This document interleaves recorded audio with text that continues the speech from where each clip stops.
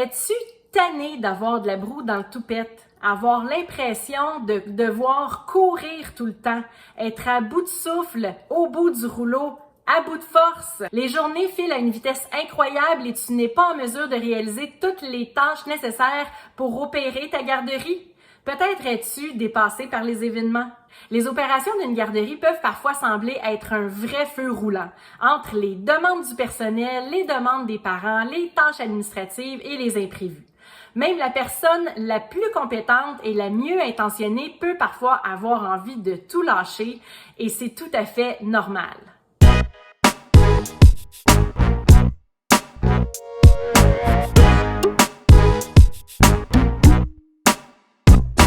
Je m'appelle Julie Massaro et je suis coach en entrepreneuriat en petite enfance. D'ailleurs, tout ce que je viens de vous énumérer, je l'ai déjà moi-même personnellement vécu. Si tu es présentement du côté obscur de la force, n'y reste pas et traverse vers la lumière. Bien sûr, on va se dire les vraies affaires, c'est pas toujours rose d'administrer et d'opérer une garderie.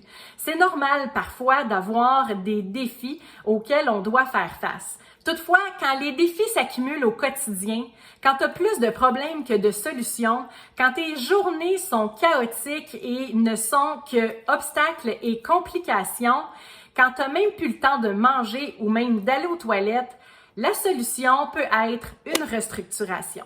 Une restructuration est une réorganisation de ce qui ne fonctionne pas avec une stratégie en arrière de tout ça pour réussir à atteindre nos objectifs, comme ici, peut-être se libérer plus d'espace pour se sortir la tête de l'eau. Une restructuration, c'est de mettre en place de nouvelles manières de faire et de nouveaux principes selon ce qu'on souhaite améliorer pour réduire ses irritants et arriver à un résultat.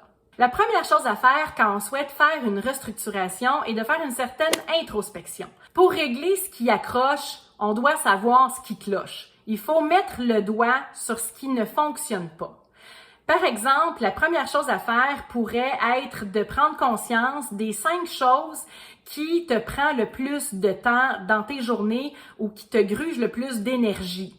Tu peux également prendre conscience des tâches que tu détestes et des tâches qui sont très difficiles pour toi. Souvent, ça vient ensemble. Vient seulement ensuite la restructuration ou la réorganisation pour contrer tes irritants et atteindre tes objectifs, peu importe soit-il. Donc, on va venir ici trouver des solutions, créer un plan d'action et le mettre en application pour obtenir des résultats. Garde en tête qu'il y a toujours au moins une solution à un problème. Si tu as de la difficulté à en trouver, c'est peut-être que tu n'es pas assez objective. Donc, il faut vraiment venir prendre de la hauteur, prendre du recul pour ensuite être capable de trouver des solutions. Il faut parfois être créative. Tu peux également demander l'aide d'une personne d'expérience qui est extérieure à la situation. Elle va pouvoir t'aider avec une vision plus objective, donc une vision plus neutre de la situation. Quelques idées en rafale de ce qui peut être inclus dans une restructuration. Si tu manques de temps, déléguer des tâches à l'interne ou à l'externe peut s'avérer être une très bonne solution.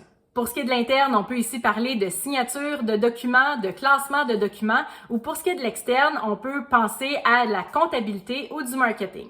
On peut également revoir les horaires de la direction pour couvrir un maximum d'heures possible ou encore impliquer les employés dans la création de leurs horaires pour essayer d'éliminer les nombreuses absences.